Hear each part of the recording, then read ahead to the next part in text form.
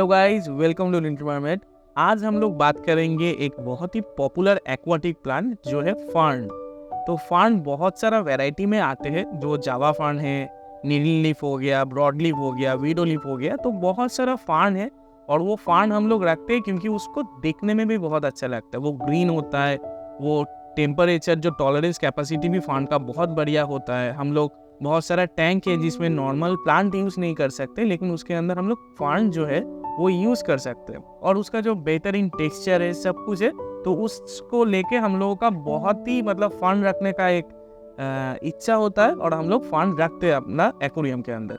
तो आज हम लोग बात करेंगे फर्न के ऊपर, कितने सारे फर्न होता है, उसका बेसिक डिस्क्रिप्शन, उसके बाद फर्न कैसे रखना पड़ता है, और जब हम लोग कोई भी फर्न अपने एक्वेरियम के अंदर रखें तो उसके अंदर क्या क्या प्रॉब्लम हो सकता है और वो प्रॉब्लम से हम लोग कैसे बाहर आए, तो वो सब आज डिस्कस कर देंगे। ये फर्न हमारे पास बहुत टाइप का आता है। तो उसके अंदर जावा फर्न हो गया, जावा फर्न नैरो लीफ हो गया, ब्रॉड लीफ हो गया, नीडल लीफ हो गया, ट्राइडेंट हो गया। ऐसा बहुत सारा वैरायटी ऑफ प्लांट हम लोगों के पास आता है।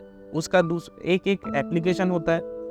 जैसा आपका अगर स्केप हो, उसके अंदर जो ब्रॉड लीफ वाला फर्न है, आप कहाँ पे उसको प्लेस करेंगे वो आपका स्केप के ऊपर डिपेंड करते हैं। कुछ है जो आपका नैरो लीफ वाला वो बुशी होता है, कुछ नीडल लीफ है जो बहुत बढ़िया दिखता है। तो उस हिसाब से ये सब जो फर्न का वैरायटी है हम लोगों के पास आता है और वो एज पर द रिक्वायरमेंट, वो जो एक्वेरियम का स्केप होता है उसके अंदर कैसा कैसा रिक्वायरमेंट है उस हिसाब से हम लोग वो स्केपिंग करते हैं। तो फर्न एक बहुत ब्रॉड एलिमेंट है जो ये एक्वाटिक जो प्लांटेड जो मार्केट है उसमें अवेलेबल रहता है। उसका बहुत सारा एप्लीकेशन है। अभी हम लोग बात करेंगे ये जो फर्न है वो कैसे आता है हम लोगों के पास, क्योंकि ये बहुत टाइप में आता है। वो कुछ प्लांट से जो ब्लैक पॉट के अंदर आता है उसको निकाल के हम लोगों को यूज करना पड़ता है। कुछ प्लांट फर्न है जो आपका रॉक के अंदर टाई होके आता है।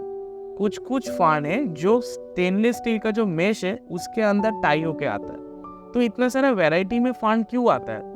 क्योंकि as per your requirement and your application, आप कहाँ पे उसको यूज कर रहे हो, तो इसके लिए आपका बहुत वैरायटी में फर्न एक एक टाइप में आता है। तो पहले हम लोग देख लेते हैं, अगर वो ब्लैक पॉट में हम लोगों के पास फर्न आए तो उसको कैसे करके अप्लाई करें। तो अगर आप कोई भी फर्न जो ब्लैक पॉट में आता है तो उसको अप्लाई कैसे करें, तो पहले उसको निकाल लिया ब्लैक पॉट के अंदर से। उसके बाद उसका जो राइजम है, उसका जो एक्सटेंडेड पार्ट है उसको रिमूव कीजिए। एज सिंपल एज दिस, जैसे एनोबियस हम लोग किए थे वो सेम फॉर्मेट में हम लोग का एनोबियस के ऊपर भी एक वीडियो है, आप वो देख सकते हो। तो वो सेम फॉर्मेट में जो एक्स्ट्रा राइजम का जो रूट्स आता है वो सब हम लोग निकाल के फिर वो राइजम को हम लोग अप्लाई करें कोई भी स्टोन या फिर कोई ऊट के अंदर उसको टाई कर दो। उसके बाद फर्न आता है आपका स्टोन के ऊपर टाई हो। तो स्टोन के ऊपर टाई होने का क्या मतलब है, तो वो ऑलरेडी आपको टाई करके ही दे रहा है। तो उसका एप्लीकेशन कैसा होगा, एज पर योर रिक्वायरमेंट। आपका जो स्केपिंग वाला जो सेटअप है उसके अंदर आप देख लीजिए कहाँ पे आपको वो फर्न बैठाना है। उसके बाद आपका वो स्पेस सिलेक्ट कर लीजिए, उसको मार्क कर लीजिए और वो वाला जो टाई होके आया आपके पास वो फर्न, उसको उधर पे डायरेक्ट डाल दीजिए। तो वो और भी ईजी हो गया अप्लाई करने में। दूसरा एक आता है वो स्टेनलेस स्टील का जो मेश होता है उसके अंदर टाई होके आता है। वो भी बहुत इजी होता है। किसी स्केप के अंदर बहुत फ्लैट सरफेस होता है, उतना हिडन आपका जो रॉक का पोर्शन या फिर पॉकेट ज़्यादा नहीं होता है। तो उधर पे आप कैसे यूज़ करें, वो डायरेक्ट जो नॉर्मल जो फ्लैट पोर्शन है उसके अंदर वो मैश को आप बैठा दीजिए। तो वो मेश के अंदर वो रूट ग्रो करेगा और वो मेश को पकड़ के ही वो प्लांट्स ग्रोथ करेगा। तो उसके लिए आपको अलग करके कुछ स्टोन्स या फिर कुछ वुड या रॉक इसका ज़रूरी नहीं है, उसका ज़रूरत नहीं है। तो उस हिसाब से हम लोग अप्लाई कर सकते हैं। तो हम लोग फर्न परचेज कर लिया और उसको अभी हम लोग एक्वेरियम के अंदर डालेंगे। तो फर्न जब आता है तो ये ग्रीन कलर में आता है, एकदम वो जो लीफ से बहुत फ्रेश है, एकदम बिल्कुल सही है। लेकिन जब हम लोग उसको प्लांटिंग कर दिया बहुत दिन बाद, उसके बाद उसमें ब्लैक पिगमेंटेशन आता है और ये हमेशा हम लोगों के पास ये न्यूज़ आता है कि ये ब्लैक पिगमेंटेशन आ गया फर्न के अंदर, तो उसका बहुत सारा प्रॉब्लम अराइज होता है। तो हम लोग उसको अरेस्ट कैसे करें, हम उसको रिकवर कैसे करें, पहले हम लोग देख लेते हैं एग्जैक्टली कैसा प्रॉब्लम होता है फर्न के अंदर। ये जो फर्न है ये बहुत दिन से पड़ा हुआ था, तो उसके अंदर देखिए ये ब्लैक पिगमेंटेशन आ गया। और पहले हम लोगों को जो करना पड़ेगा, जो ब्लैक वाला जो लीफ है जिसमें बहुत सारा पिगमेंटेशन आ गया, एकदम काला हो गया वो वाला जो लीफ, उसको हम लोगों को पहले रिमूव करना पड़ेगा। ये अगर हम लोग रिमूव नहीं किया तो आपका जो फार्न है वो ग्रो नहीं करेगा, आपका जो ग्रीन कलर का जो लीफ है वो बाहर नहीं आएगा। तो फिर पहले देखिए ये पकड़ने से ये टूट गया एकदम इजीली, तो इसको पहले हम लोग सीजर से काट के अलग कर देंगे। उसके बाद जितना भी ग्रीन लीफ होगा पॉसिबल, अगर ये पूरा पॉट के अंदर 2 या 3 ग्रीन लीफ से बाकी सब खत्म हो गया, कोई दिक्कत नहीं है, कोई प्रॉब्लम नहीं है। राइजोम होने से फार्न आराम से वो सर्वाइव कर लेगा।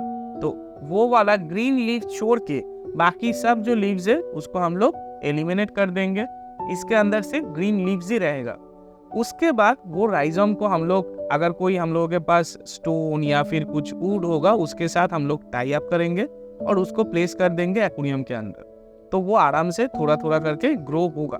लेकिन एक प्रॉब्लम होता है और उसका एक टोटका भी है। वो टोटका क्या है मैं वो आपको बताता हूँ। जब ये फार्न वगैरह जो प्लांट्स है उसके अंदर जब ब्लैक पिगमेंटेशन आता है तो आप उसको थोड़ा एयरेशन दीजिए।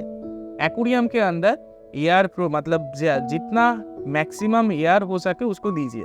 तो आप लोगों के पास एक्वेरियम के अंदर CO2 है, तो आप तो बोलेंगे तो मैं तो CO2 दे रहा हूँ, उसके बाद फिर अलग करके एयरेशन देंगे तो उसमें प्रॉब्लम हो सकता है। एक काम आप बहुत इंपॉर्टेंट है वो कर सकते हो, वो जब आपका CO2 खत्म हो जाएगा, CO2 का जो ड्यूरेशन है आपका सारा जो दिन है, उसके बाद आप उस टाइम में एयर पंप एक कनेक्ट करके उसमें एयरेशन दीजिए। पूरा रात आप एयरेशन दीजिए। एयरेशन जाने से पिगमेंटेशन कम होता है और फार्न में ये बहुत काम आता है। और नॉट ओनली दैट, अगर आप एयरेशन देंगे तो आपका एक्वेरियम के अंदर बेनिफिशियल बैक्टीरिया ग्रोथ भी बहुत बढ़िया होगा। कभी कभी प्लांटेड जो सेटअप होता है उसमें बायोफिल्म आ जाता है, तो उसमें भी ये बहुत इंपॉर्टेंट रोल प्ले करता है। आप अगर उसमें एयरेशन दीजिएगा, रात भर अगर एयरेशन चलेगा, आप देखेंगे दूसरे दिन उसमें बायोफिल्म जो है वो प्रोड्यूस नहीं हुआ, मतलब जो बैक्टीरिया है वो डैमेज नहीं हुआ है, वो मतलब रिप्रोड्यूस होके फिर एक्वेरियम भी एकदम साफ रहेगा और हेल्दी रहेगा। तो एयरेशन बहुत ही इंपॉर्टेंट है।